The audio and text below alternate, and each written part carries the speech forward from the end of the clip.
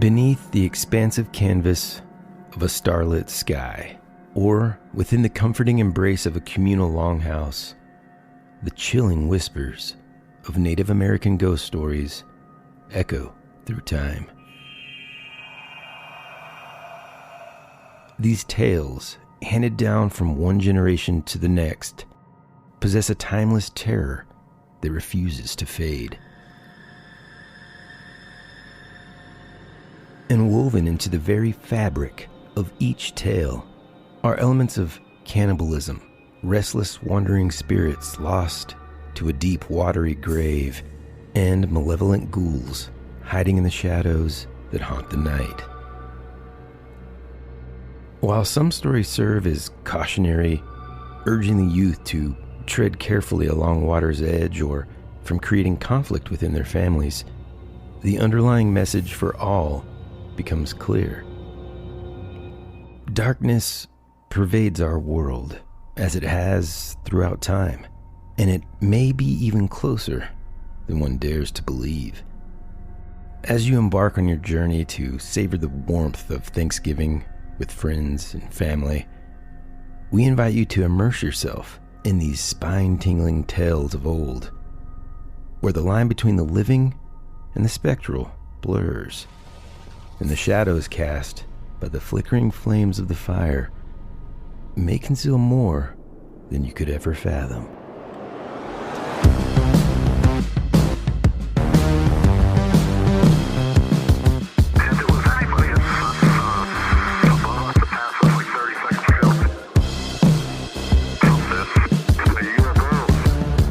Howdy folks, and welcome back to another episode of your favorite podcast, That Would Be Rad.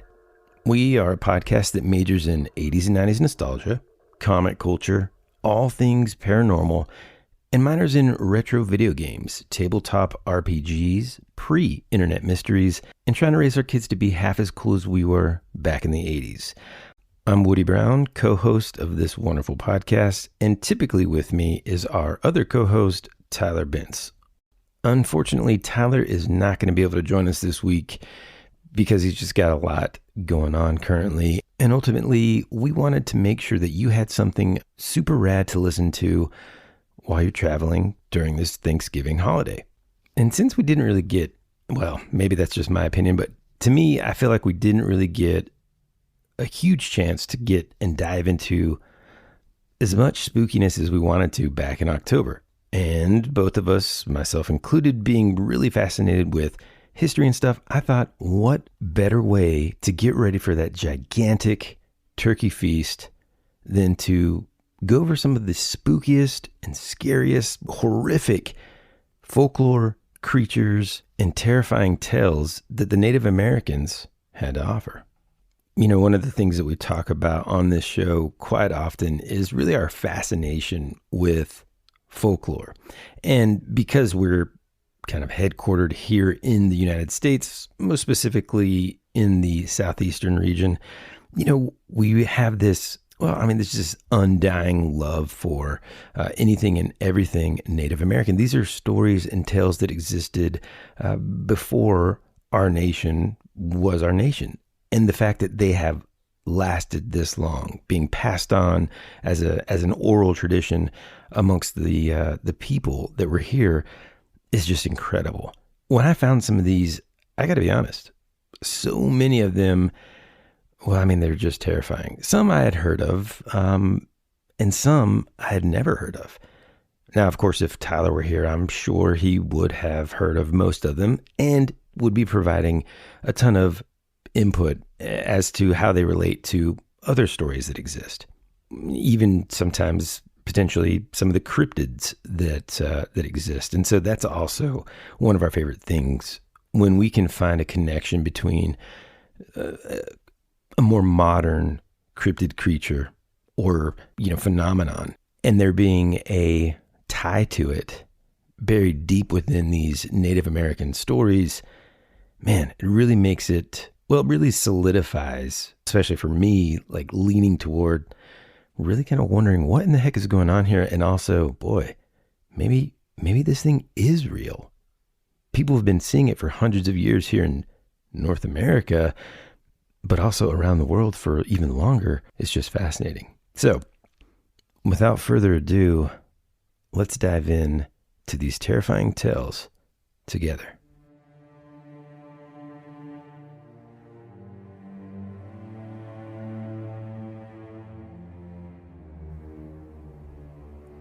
The southwest of the United States is a region of fairly flat-lying, sedimentary rock formations, which have been gently but quickly uplifted over the last few million years.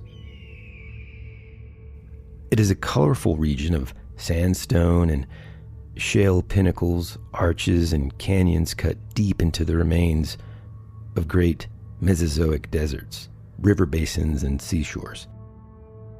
Today, the Navajo Indian Reservation is approximately 130,000 square miles, and it covers parts of southeastern Utah, northeastern Arizona, northwestern New Mexico, and southwestern Colorado.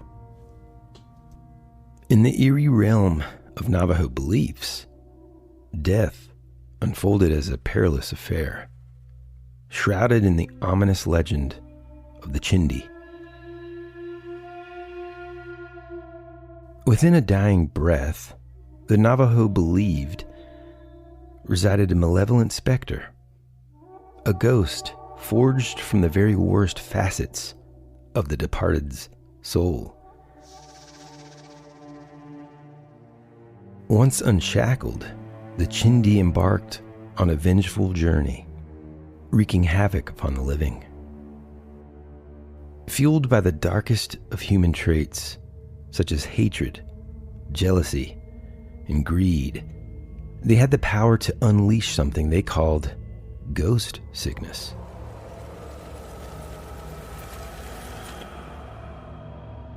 This sinister affliction induced hallucinations and death upon unsuspecting souls who dared to cross their path. However, ancient Navajo lore does outline remedies to evade the wrath of the Chindi. Destruction of the deceased's possessions, or a steadfast refusal to utter their name, stood as shields against the malevolent force. An alternative, more elusive tactic involved orchestrating deaths in the open air, allowing the vengeful spirit to dissipate with the wind, often morphing into a haunting dust devil. It was said that a counterclockwise spin of the whirlwind signaled that a departed soul was saturated in nefarious habits. Desperation for protection also birthed the use of what they called ghost beads, which were hollowed berries or turquoise strung together as talismans to repel the wrath of the vengeful Chindi spirits. But control over the circumstances of death eluded the Navajo. Within the confines of a hogan, their traditional dwelling where tribal members occasionally succumbed to their final breath, the living faced limited options. Really, abandonment became the only grim solution, as the Chindi allegedly claimed dominion over any dwelling with which anyone passed away in. But as the shadows deepened, whispers surfaced of those who harnessed the Chindi for sinister plotting of their own. Navajo medicine men, it was said, could conjure a Chindi to assail those who had once wronged them. Darker still were the myths of Navajo witches, who would weave malevolence by crafting beads or powder from a deceased's remains, and then slipping them into unsuspecting victims' food, poisoning their essence with the dreaded ghost sickness. The next time you're visiting the southwestern part of the United States, take care when driving through these ancient lands, or even when passing what we now call dust devils, because there may be more involved than what you had ever previously believed. Now, this one is super interesting to me because, well, first, when I read that they paid so much attention to the direction that a dust devil was spinning and how that would either indicate that this was a spirit that, had a lot of nefarious habits, as they say, or if they were a good spirit, it got me thinking too, man, is this where the origin of calling it a dust devil comes from? I don't know. And sure, I should have looked a little bit further into that, but I'll leave that to you, listener, to find out more about that. And in fact, some of you might even know yourself.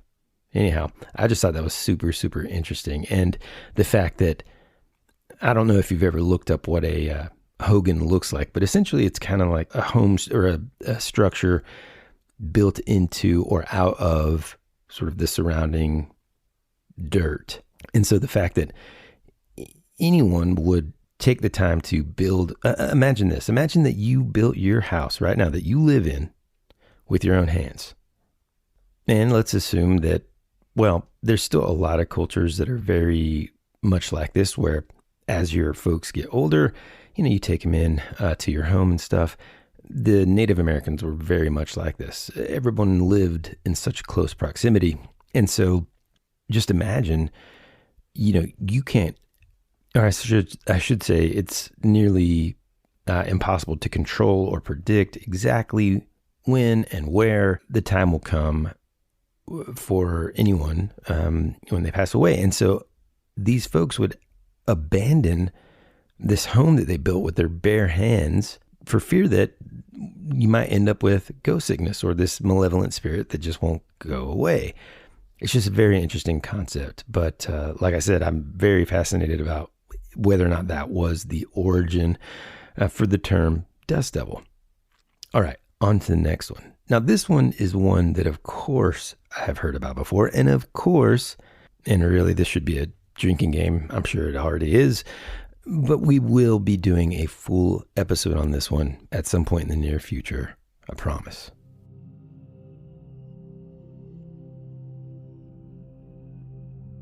From the shadowy depths of Native American folklore emerges one of the scariest creatures, to me, of all time. And that's the Wendigo. A creature that haunts the nightmares of even the bravest souls. Within these terrifying tales, the Wendigo straddles the line between malevolent spirit and grisly monster.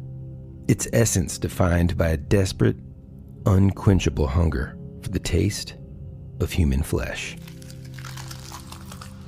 Legends woven by various tribes include the Algonquin Ojibwe, Eastern Cree, Saulteaux, West Main, Swampy Cree, Naskapi, and Innu converge on a single chilling narrative.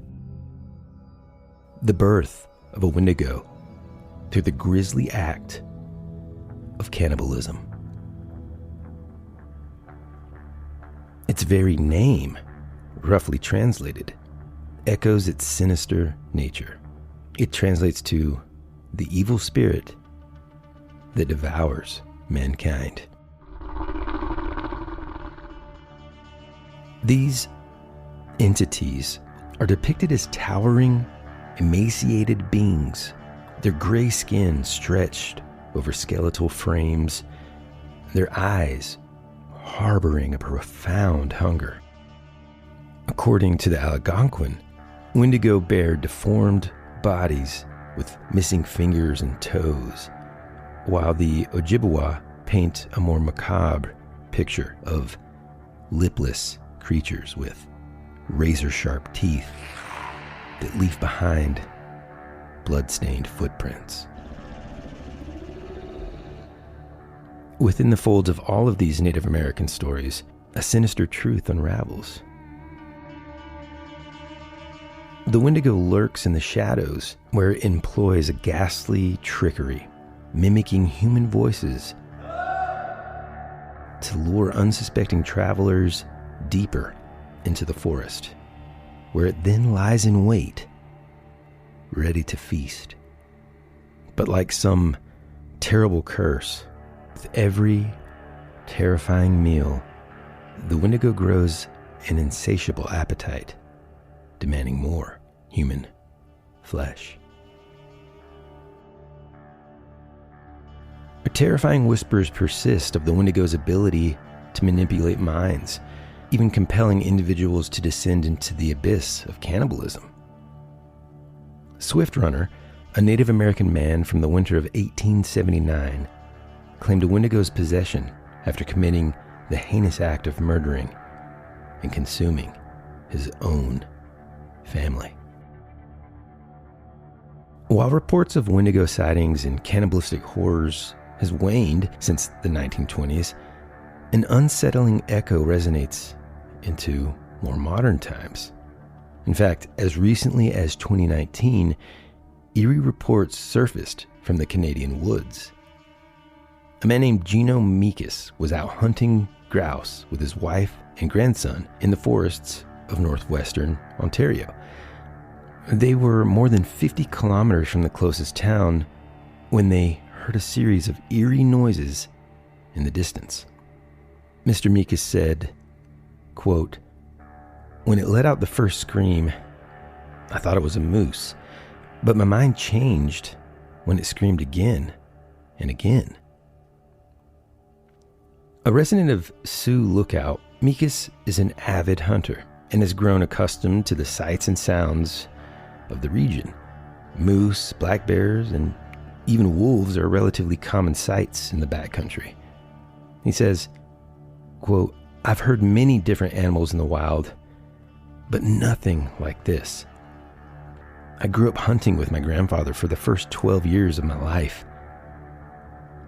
The howls initially came from the distance, but soon they appeared to move much closer," said Meekus. "We could hear it moving. It sounded kind of heavy. But my wife, she got scared and picked up our grandson and started walking fast towards the vehicle." As the group retreated, Meekus pulled out his phone and began recording the howls, as well as his grandson trying to mimic them. The video, since posted to YouTube, has received more than 4.1 million views. Some speculated that the sounds could come from a grizzly bear. While the species has never been documented in the region, a recent study found that their range is dramatically larger than originally thought. Others speculated it could be a large wolf. Here's the audio from that video recording that can be found on YouTube. Let's see what you think.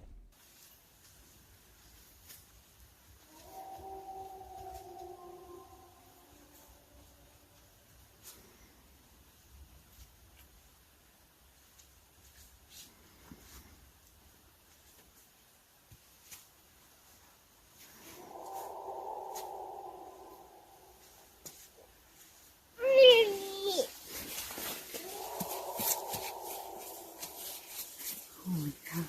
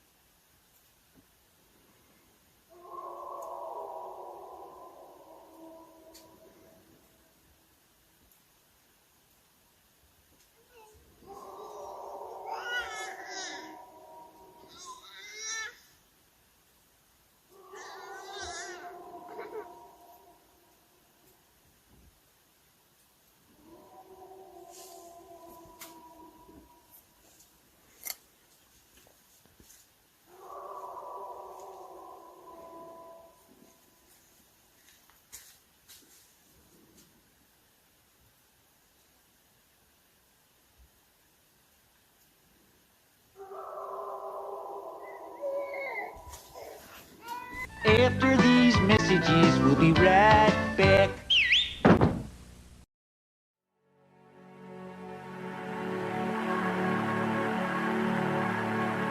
It's a pretty cool place if you're a Martian. Or a vampire. You think you really know what's happening around here, don't you? We're fighters for truth, justice, and the American way. Hey, this is Woody. And this is Tyler. And you're listening to That Would Be Rad. And now, back to our show.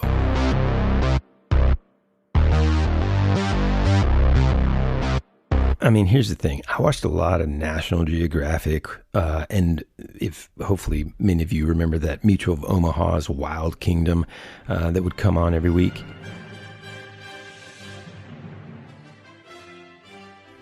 I watched a lot of it. I also spent a fair amount of time in, well, the jungles of Indonesia when I lived there as a youngster, but also moving back to the States, a lot of time out in the woods, camping with Boy Scouts and that sort of thing. I've never heard anything like that at all. If I did and I was in their shoes, I don't know that I would take the time to record it. Well, at least maybe I would wait until I got closer to my car and roll down the window and hope that the audio would be captured on my phone's microphone. I'm not sure. I want to know what you think though. So please make sure that you comment on our Instagram page at That Would Be Rad and let me know what your thoughts are about this video, the sounds, all that. Is it a hoax? Is it a grizzly bear? Is it a wolf? What do you think it is? Maybe it was the Wendigo. On to the next one.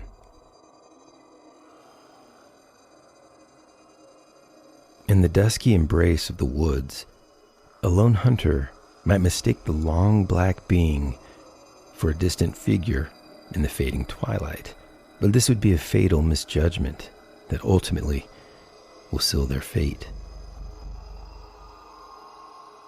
Entwined in Choctaw legend, this creature is also known as Nalosa Falaya. And this terrifying creature emerges with a tall, spindly humanoid form, a withered countenance, small eyes, and elongated, pointed ears. It's sometimes said to slither like a snake, or even melt into the form of a shadow. This elusive being resides in the heart of the forest, often near a swamp, where it lies in wait for unsuspecting hunters to cross its malevolent path. It's patient and methodical. It shadows its prey, drifting along the trail with an eerie intent. The long black being is known to unleash chilling calls, mimicking the voices of the very humans it preys on.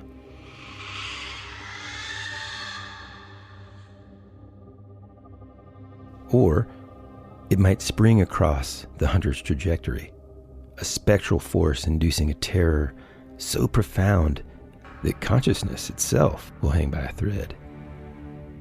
And then, with surgical precision, the long black being strikes. As the hunter succumbs to unconsciousness, sprawled defenseless upon the forest floor, the long black being descends, wielding a thorn or quill to pierce its victim. Upon awakening, the hunter may experience a deceptive sense of relief, unaware that a sinister enchantment now binds them. Initially, an unusual sense of grumpiness clouds their demeanor, but this unsettling mood intensifies into a violent compulsion. The long black being's malevolent influence propels the ensnared hunter toward a grim destiny, an irresistible urge to extinguish the lives of those closest to them. Not confined to personal vendettas, the long black being is whispered to bring death to the Choctaw tribe itself. In a haunting account, a Choctaw doctor recounted witnessing the long black being descending a hill through a churchyard. Shortly thereafter, devastating flu swept through the Choctaw people, claiming countless lives. Yet within the malevolence, a paradox emerges. The long black being is said to possess a family of its own. Legend tells of the creature's offspring capable of ethereal feats. These children can supposedly disengage their internal organs and drift through the air, found haunting the edges of marshes in an eerie dance of otherworldly existence. The legacy of the long black being, a specter lurking in the twilight depths, continues to cast its ominous shadow upon the tales of the Choctaw people, and reminds us all to be careful to go wandering in the woods on our own.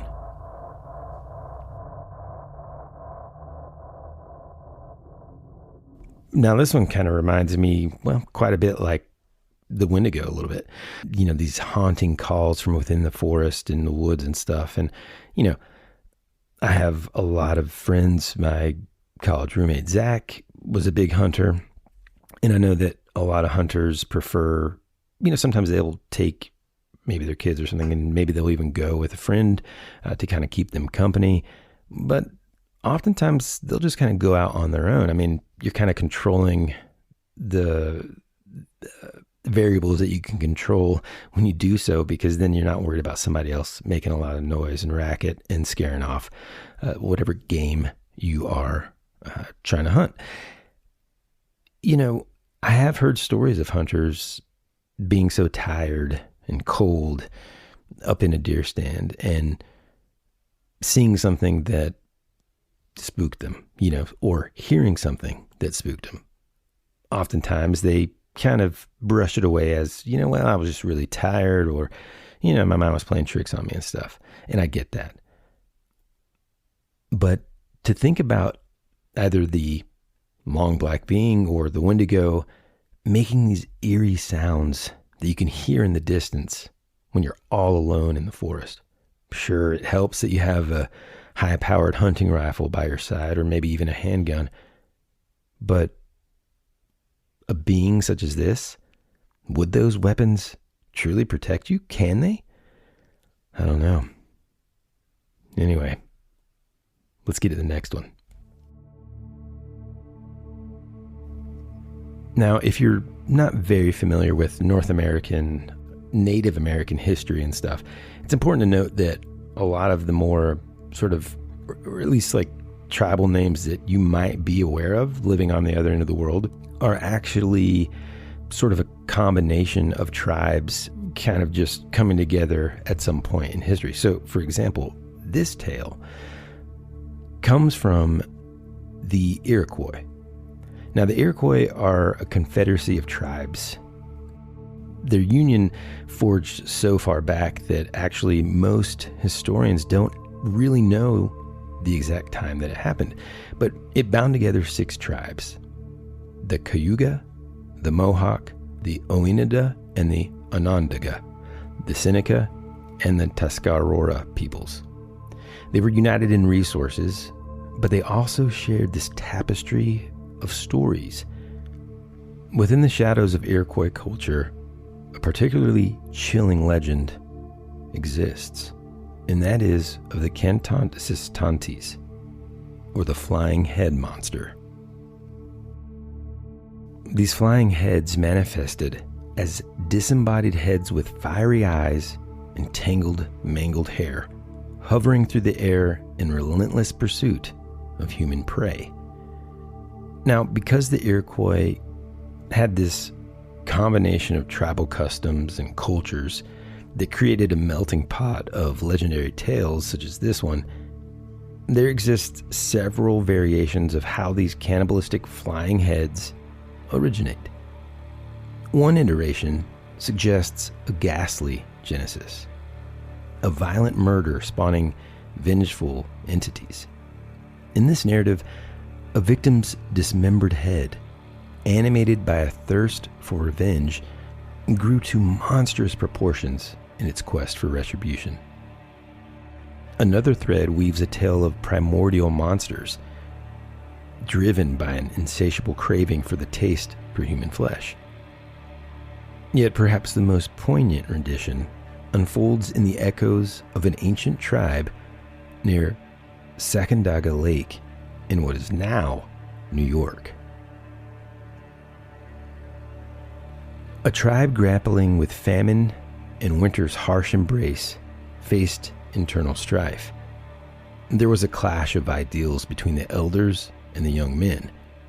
The latter, desperate for a new beginning, met resistance from the elders who believed that their suffering was a divine curse, a consequence of violating the will of the master of life.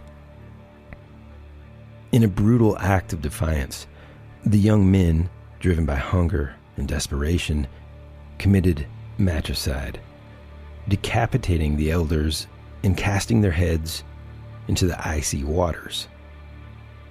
Unbeknownst to the perpetrators, the severed heads were not consigned to oblivion. Within the icy waters, they began to stir with dark energy, merging into a colossal winged horror, shrouded in black hair, a monstrous floating head with talons.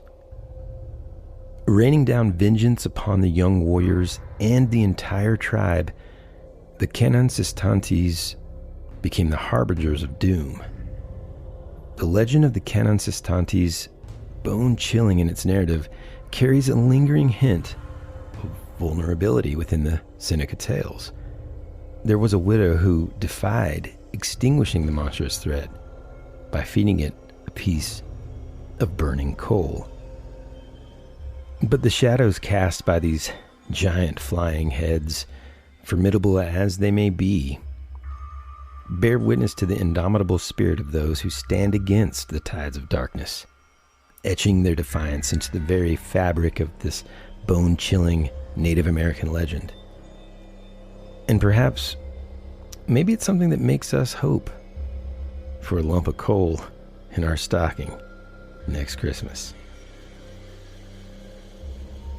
Now, I don't think that's where the lump of coal legend comes from Christmas. In fact, I'm pretty sure we might have discussed that at some point. But if you are a fan of Dungeons and Dragons, you might find some similarity here with, if you have a copy of your monster manual available on page 134, this kind of bears a little resemblance to the Flame Skull. In Dungeons and Dragons, it's got this blazing green flames, and you hear this mad echoing laughter, but it's a disembodied head that's flaming. It's a little different though, because this undead head, when it discovers trespassers, it blasts them with fiery rays from its eyes and dreadful spells. It basically was fashioned from the remains of dead wizards and all that. But anyhow, I do encourage you to look up some pictures of this thing, because it is absolutely terrifying. Also, after I narrated this entire piece, I kind of started to wonder, is it Iroquois or is it Iroquois? I'm pretty sure the correct pronunciation is Iroquois, but just as usual, I'm going to butcher a lot of these names, and so my apologies. But looking up this head, this disembodied head that's flying around, there seems to be a kind of a recurring theme here too, which is, boy, all these entities and creatures and monsters and ghosts, man, they really like to eat humans, which is kind of terrifying. Another recurring theme that happens in a lot of these stories kind of revolve around, I don't know if you would call it the fear of water, but almost they really do kind of serve as a cautionary tale about youngsters getting a little too close to the water's edge. Now, the ones that we've already talked about and listened and you've heard today could be used and could be arguably cautionary tales for people either going into the woods on their own or youngsters, going out too late at night after dark and that kind of thing. But this one specifically, well, you'll see. We'll return after these messages.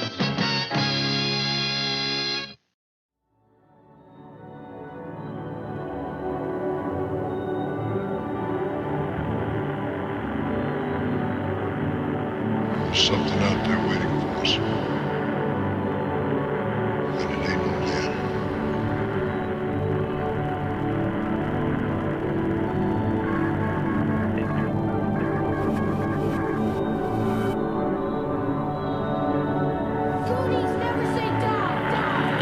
Hey, this is Bryce Johnson from the Bigfoot Collectors Club, and you're listening to Tyler and Woody on That Would Be Rad, because that is rad.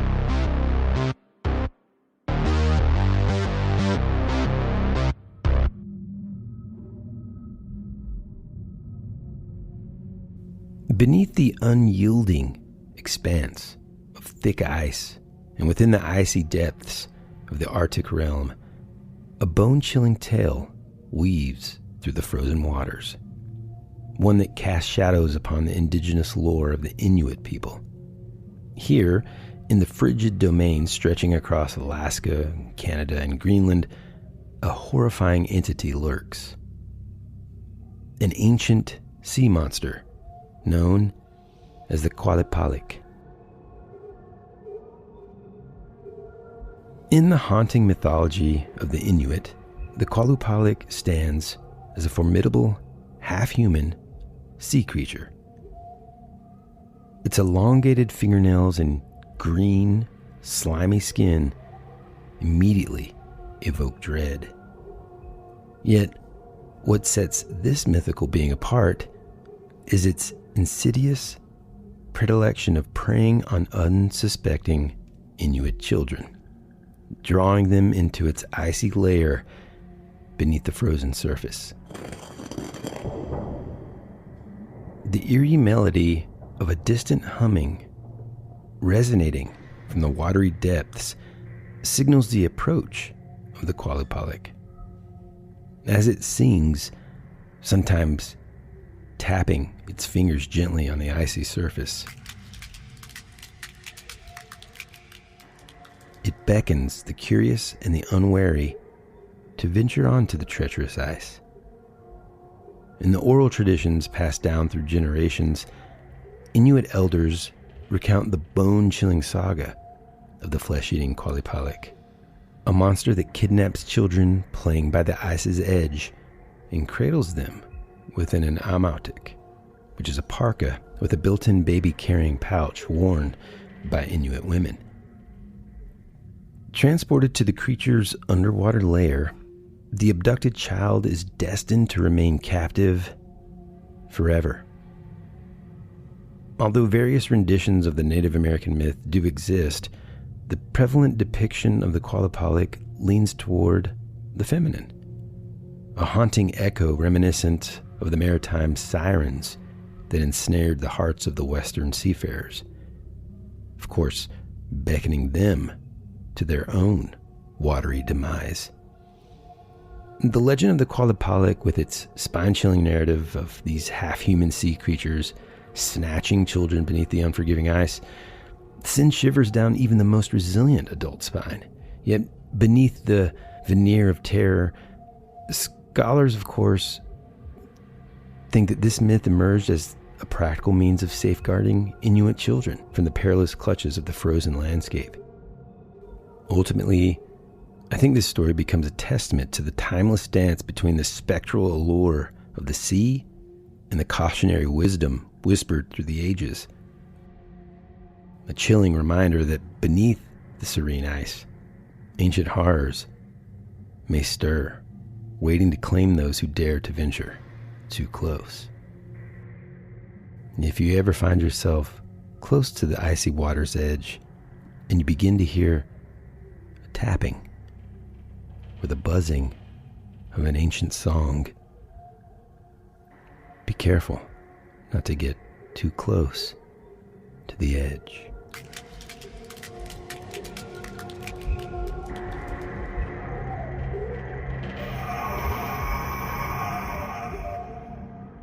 Now, I don't know why, but this reminds me of that scene in Batman Begins where Christian Bale is training with Ra's al Ghul. He doesn't know it yet, but oops, spoiler alert. And they're sort of standing on top of that ice, and they're sort of, sparring back and forth. And I believe they're even using some swords, some katanas or something. But that cracking of ice and that tapping, not to mention all of the scary creatures that exist in the Inuits' sort of natural landscape. I mean, one of the scariest and most effective, if not most dangerous, apex predators that exists to this day is the polar bear, and their ability to track you down miles and miles away, and then they can swim. I mean, anyway, no matter what, terrifying, right? Also, not to mention just the barren landscape and nothing but white and ice that just goes on seemingly forever. How do you differentiate between safe and not safe? Of course, hey, if this is a cautionary tale, good on them. If I was an Inuit parent, boy, I'd make up all kinds of stories about why you should just stay in the igloo and chill out for a minute. You know what I mean? Man, chill out for a minute. Terrible, terrible pun, and I promise you I didn't intend it. Okay. Last but not least, I got to tell you, this is also one that I encourage you to go look up, because the pictures that exist, or the depictions, I should say, in art of this entity or creature, whatever you want to call it, is terrifying. The one that we're about to talk about. This is the legend of the Skootakamooch. Native American peoples have inhabited the land we now call Maine for over 12,000 years. Today, people from the 4 tribes, the Maliseet, Micmac, Passamaquoddy, and Penobscot, collectively are known as the Wabanaki, or people of the Dawnland. In the depths of the Wabanaki Nation's lore emerges a tale that would chill the very marrow of the soul. The haunting legend of the Skootakamooch, also known as the Skadagumutik. These are the malevolent specters that are born from the remnants of wicked sorcerers. As the whispers of this ghost story echo through the traditions of the Wabanaki tribe, the Skootakamooch rise from the grave, leaving a trail of death, consumption, and curses in their wake. Only fire, a primal force, holds the power to extinguish their unearthly existence. As the legend goes, there was an old and malevolent sorcerer. His sinister spirit, refusing the solace of death, sent shockwaves throughout the living realm. Deep within the forest, his lifeless form, cradled by the gnarled limbs of an ancient tree, tales of ominous occurrences in the woods begin to weave this tapestry of fear. A Native American couple, oblivious to the ominous undercurrents, ventured into the forest, beginning a journey eastward. Unbeknownst to them, the air began to thicken with an unsettling chill, and shadows danced with foreboding in the moonlit branches. The wife began to sense that there was some sort of unworldly coldness, one that made her feel like she needed to flee now. But her proud husband dismissed her premonitions with a wave of his hand. "We shouldn't be here," she implored, her gaze fixated on the dark shadows overhead. "I think we better leave now." Ignored and rejected, the wife spent the night enveloped in fear, a silent witness to the mysterious gnawing sounds that pierced the stillness.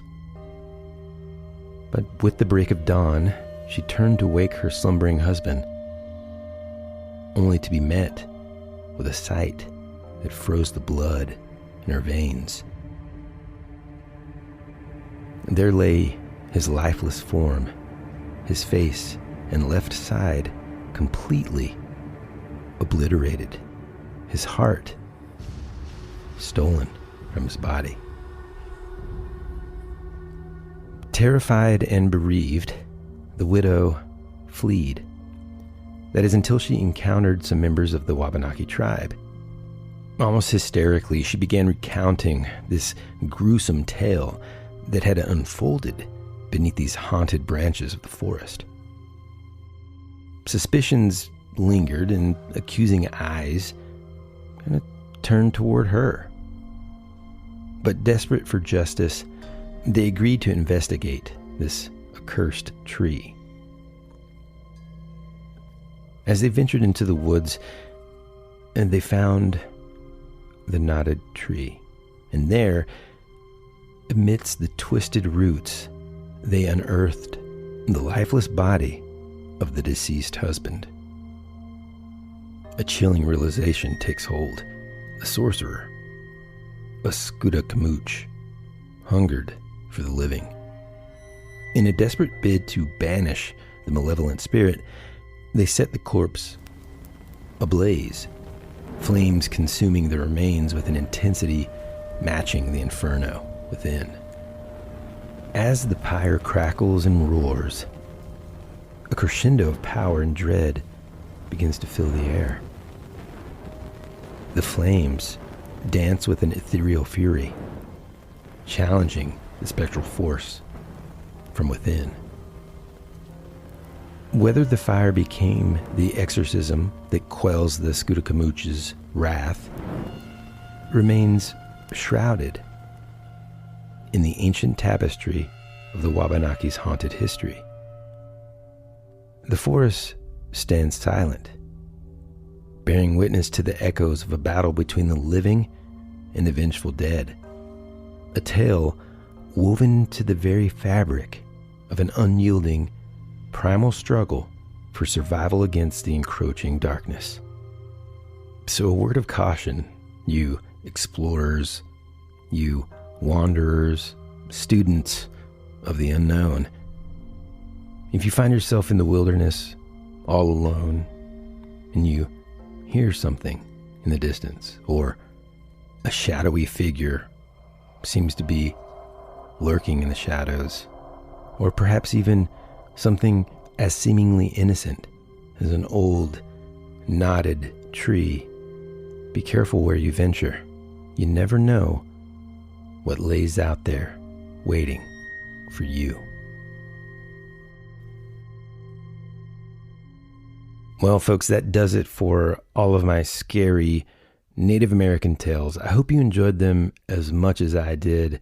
Just a little bit of a spin, something that you can bring up at your Thanksgiving feast table. Hey, have you ever heard of the Skinnamarink-a-dink? Or, okay. I guess I should have said Scootakamooch.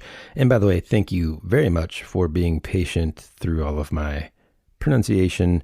Hopefully I didn't mess them up too bad, but I just love that there are these legends that exist out there, not just in North America, and a shout out to all of our global listeners internationally who may or may not, and most likely have not heard of most of these, apart from maybe the Wendigo. I'm sure that there are scary stories in your part of the world, folklore that was passed down from elder to the youth for many, many traditions for thousands of years. Those are the kind of things that we love here at That Would Be Rad. It's the stuff that fuels our fire. Yeah, we like talking about music in the 80s and random TV shows that we love, but we also love the mysteries that exist that we've never heard of or that we've forgotten. And if you're unfamiliar with the Thanksgiving holiday because you live elsewhere in the world, let me just say that the way that we celebrate it is we take it as a time in our lives to gather together with friends and family to feast on a bunch of good food, whether or not it's healthy for you. That's, who knows? But the point is, we're with the people that we care about, and we take the time to let each other know what it is that we're thankful for. So in that spirit, let me just say that, and I think I can speak on behalf of Tyler as well, both of us here at That Would Be Rad are extremely grateful and thankful for you, the listener. We love that you take the time out of your week to listen to us week after week. And it just means the world to us. So thank you so much. We're so thankful for you. We hope you have a safe and happy Thanksgiving holiday. And if you don't celebrate Thanksgiving wherever it is that you are in the world, hey, take this week and just give it a try. By that, I mean, reach out to somebody that you care about or someone that maybe you haven't told enough lately that you're thankful for them. Anyway, I think that would be something cool that you could do. And that's a great way to be rad. So if you want to kind of interact with us more, especially on like a, personal level, please visit our Instagram. That's really where we're the most active, whether it's, through direct messages or even just comments on our posts. We tend to share more than just the quote unquote cover art for our episodes throughout the week. And also it's a good place for you to kind of see the behind the scenes stuff of what's going on in our lives, things that we're working on outside of the podcast, like different artistic projects and things like that. But again, like I said, it's a great way for you to kind of talk with us and kind of, tell us about things that you're interested in and see, again, some of the things that we are. So you can find us there at That Would Be Rad on Instagram. If you have a story of your own, there are several ways that you can share that with us. Of course, you could email us at thatwouldberadpod@gmail.com. Or you could go to our website, thatwouldberadpodcast.com, where you can leave a voice message telling your own story with your own voice. And then with your permission, we can even put that on an episode, which is super rad. We are absolutely obsessed with stories from all around the world and even within our own country. I mean, there's folklore and traditions that we might not know about being down here in the Southeast. So please, I hope that you feel comfortable enough to share your story with us, no matter how big, no matter how small. It's amazing to us. And lastly, there are 3 major ways that you can support our show. Number 1, listen to our episodes, comment, like, and of course, leave us a 5-star review. The only thing that'll cost is your time, which we value 100%. If you want to support us in a more monetary way, you can do so by joining our Patreon over at www.patreon.com/thatwouldberad. We call our Patreon the Rabbit Trail because we end up kind of going deeper into subjects as well as just being incredibly more random with our conversations. We typically record those late at night after all the kids are in bed and, our wives are watching whatever TV show they want to watch. And then we just jump back in and dive deep down some random rabbit trail that we end up going on. So that would be a huge support. And we thank you so much to our current patrons that support us every single month. So without further ado, I hope you have a wonderful holiday. Please be safe. We love you. We appreciate you. And as always, be rad. That's the way it goes.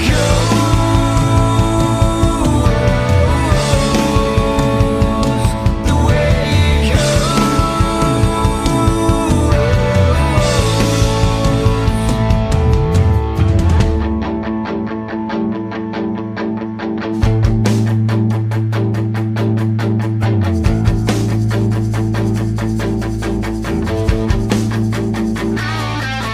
You're my favorite song on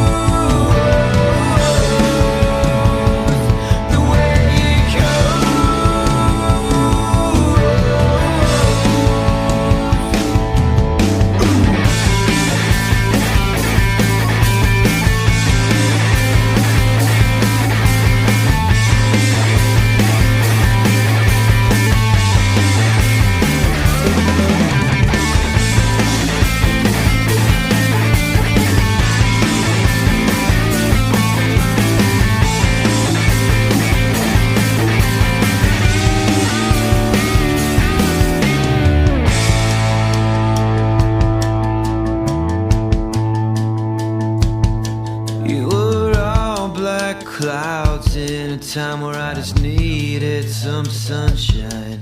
You were already dead before you became a ghost. You always said our future would be a parade of